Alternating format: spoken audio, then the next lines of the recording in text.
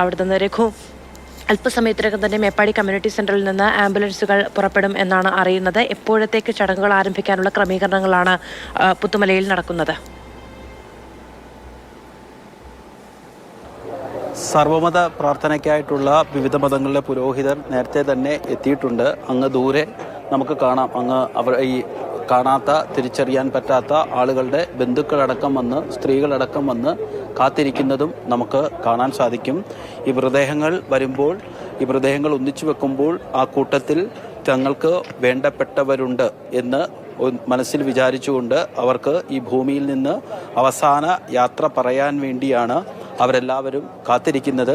ഒരു പക്ഷേ അവരുടെ ആയിരിക്കില്ല, അവരുടെ ബന്ധുക്കൾ ഇപ്പോഴും ഭൂമിക്കടിയിലായിരിക്കാം. പക്ഷേ ഇത് മാത്രമേ ഉള്ളൂ നിർവാഹം, ഇത് മാത്രമേ ഉള്ളൂ മാർഗം. അതുകൊണ്ടുകൂടിയാണ് എല്ലാവരും ഈ പുത്തുമലയിലേക്ക് എത്തിക്കൊണ്ടിരിക്കുന്നത്.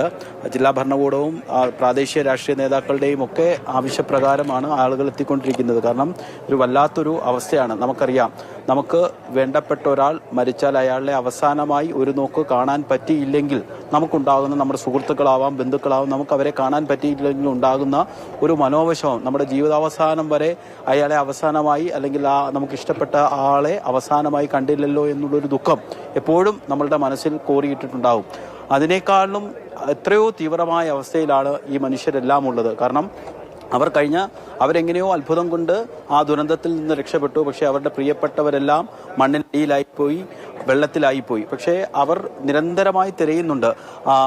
പലപ്പോഴും ഈ മൃതദേഹങ്ങളൊക്കെ കിട്ടുമ്പോൾ അവർ ഓടിച്ചെല്ലുന്നത് അവരുടെ പ്രിയപ്പെട്ടവരാവരുതേ എന്നുള്ള പ്രാർത്ഥനയോടുകൂടിയാണെങ്കിലും അവസാനമായിട്ടെങ്കിലും അവരെ കാണാൻ പറ്റിയല്ലോ എന്നുള്ളൊരു ചെറിയ ആശ്വാസം അവർക്കുണ്ടാവും. പക്ഷേ ഈ മനുഷ്യർക്ക് അതിനുപോലുമുള്ള യോഗമില്ല, അതിനുപോലുമുള്ള വിധിയില്ല.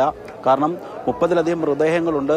മൃതദേഹം എന്ന് വിളിക്കാൻ പറ്റുന്ന രീതിയിലുള്ള, അത് പലതവണ കാണാൻ പോയ, അല്ലെങ്കിൽ ബന്ധുക്കളെയൊക്കെ കാണാതായ ആളുകൾ പലതവണ അതിൽ പരിശോധന നടത്തിയതാണ്. തിരിച്ചറിയാൻ പറ്റുമോ എന്ന്, ഒരു നഖമോ മുടിയോ അങ്ങനെ എന്തെങ്കിലുമൊക്കെ വെച്ച്, മുഖഛായയോ ഒക്കെ വെച്ച് ഒക്കെ വെച്ച് തിരിച്ചറിയാൻ പറ്റുമോ എന്ന് പലതവണ നോക്കിയിട്ടും കഴിഞ്ഞിട്ടില്ല.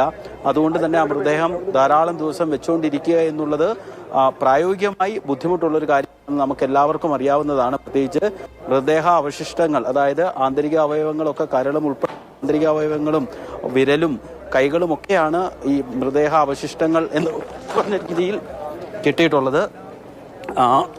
കുഴപ്പമില്ല. ഒരു വോളണ്ടിയർ പെട്ടെന്ന് മുകളിൽ നിന്ന് വന്ന അദ്ദേഹം തെന്നി വീണതാണ്. അദ്ദേഹത്തെ പിടിക്കാൻ വേണ്ടിയുള്ളൊരു ശ്രമം നടത്തിയതാണ്. കുഴപ്പമൊന്നും പറ്റിയിട്ടില്ല. അത്തരത്തിൽ അദ്ദേഹം ഓടി വന്നത് തന്നെ ആ ജോലി വേഗത്തിലാക്കാൻ വേണ്ടിയാണ്. അത്തരത്തിൽ ആളുകളൊക്കെ കൈയും മനസ്സും ഒക്കെ ഇവിടത്തേക്ക് സമർപ്പിച്ചുകൊണ്ട് യാതൊരു ലാഭേച്ഛയും കൂടാതെ ആളുകളൊക്കെ ഈ മൃതദേഹങ്ങൾ എത്രയും വേഗം സംസ്കരിക്കാനുള്ള ക്രമീകരണങ്ങൾ നടത്തിക്കൊണ്ടിരിക്കുകയാണ്. 40-ലധികം കുഴികൾ എടുത്തു കഴിഞ്ഞിരിക്കുന്നു. ഇനിയും ഒരു 10 കുഴി കൂടി എടുക്കണം എന്നുള്ളതാണ് ജില്ലാ ഭരണകൂടം അറിയിച്ചിട്ടുള്ളത്. അത്തരത്തിൽ വേഗത, ഒരു രാത്രിയായാൽ മഴ കഴിഞ്ഞാൽ പിന്നെ ഇതിനൊക്കെ വലിയ ബുദ്ധിമുട്ടായിരിക്കും. ഈ കുഴിയിലൊക്കെ വെള്ളം നിറയും. ആ വെള്ളം നിറഞ്ഞ കുഴിയിൽ മൃതദേഹം സംസ്കരിക്കുക എന്നുള്ളത് അത്ര പ്രായോഗികമായ കാര്യമില്ല. അതുകൊണ്ട് തന്നെ വേഗതയിൽ ഈ കുഴികളുടെയൊക്കെ ജോലികൾ പൂർത്തിയാക്കിക്കൊണ്ട് മൃതദേഹങ്ങൾ സംസ്കരിക്കാൻ വേണ്ടിയാണ് മതപുരോഹിതരടക്കം എത്തിയിട്ടുണ്ട്. ബന്ധുക്കളൊക്കെ എത്തിക്കൊണ്ടിരിക്കുന്ന അങ്ങ് ദൂരെ നമുക്ക് കാണാം. അവർ ഈ ജോലികളൊക്കെ ഹൃദയം നുറുങ്ങുന്ന വേദനയിൽ നോക്കിക്കൊണ്ടിരിക്കുകയാണ്. കാരണം ഈ മൃതദേഹാവശിഷ്ടങ്ങളൊക്കെ അവരുടെ ബന്ധുക്കളുടേതാണെന്നോ അവരുടെ പ്രിയപ്പെട്ടവരുടേതാണെന്നോ ഉറപ്പില്ല. പക്ഷേ ഇത് ഞങ്ങളുടെ പ്രിയപ്പെട്ടവരാണ് എന്ന് മനസ്സിൽ കരുതിക്കൊണ്ട് അവർക്ക് അന്ത്യ ഉപചാരം അർപ്പിക്കാൻ വേണ്ടിയാണ് അവരെല്ലാവരും എത്തിക്കൊണ്ടിരിക്കുന്നത്. മൃതദേഹം അവിടുന്ന് മേപ്പാടിയിൽ നിന്ന് പുറപ്പെട്ടാൽ ഒരു 3/4 മണിക്കൂർ, 1 മണിക്കൂറിൽ കൂടുതൽ വേണ്ടി വരില്ല ഇവിടെ എത്താൻ. ഇവിടെ എത്തിച്ച് സംസ്കരിക്കും. പുത്തുമലയിൽ, അതായത് ഞാൻ മുൻപേ പറഞ്ഞതുപോലെ തന്നെ ഇത് പണ്ടൊരു ദുരന്ത ഭൂമിയായിരുന്നു. ഒരിക്കൽ ഒരു ഉരുൾ എടുത്ത സ്ഥലമാണ്, ഉരുൾ ജീവിതത്തിനെടുത്ത പ്രദേശമാണ് ഉരുൾ. എല്ലാ പച്ചപ്പിനെയും തുടച്ചു മാറ്റിക്കൊണ്ട് പൊട്ടി ഒലിച്ചു പോയൊരു സ്ഥലത്ത് തന്നെയാണ് മറ്റൊരു ഉരുളിൽ ജീവൻ നഷ്ടമായവർക്ക് അന്ത്യവിശ്രമം ഒരുക്കുന്നത്. ധാരാളം ആളുകൾ ഇതറിഞ്ഞും കേട്ടുമൊക്കെ ധാരാളം നൽകിക്കൊണ്ടിരിക്കുന്നത്. ഒരു സമയത്ത് പുത്തുമല എന്ന് പറയുന്ന ഭൂമി എത്ര വലിയ വേദനയായി കേരളത്തിന് മുന്നിലേക്ക് വന്നു, അതുപോലെ തന്നെയാണ് ഇന്ന് മുണ്ടക്കയും ചൂരൽമലയും എല്ലാം ഉള്ളത്.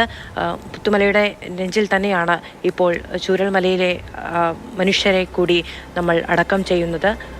60 പേരുടെ സംസ്കാര ചടങ്ങുകൾ ഒരേ മനസ്സോടുകൂടി പൂർത്തിയാക്കാൻ ഒരുങ്ങുകയാണ് വയനാടും കേരളവുമെല്ലാം. എല്ലാ മനുഷ്യരും അവരുടെ പ്രിയപ്പെട്ടവരാണ് എന്ന ഓർമ്മ മാത്രം കൊണ്ടാണ് അവിടേക്ക് എത്തുന്നത്.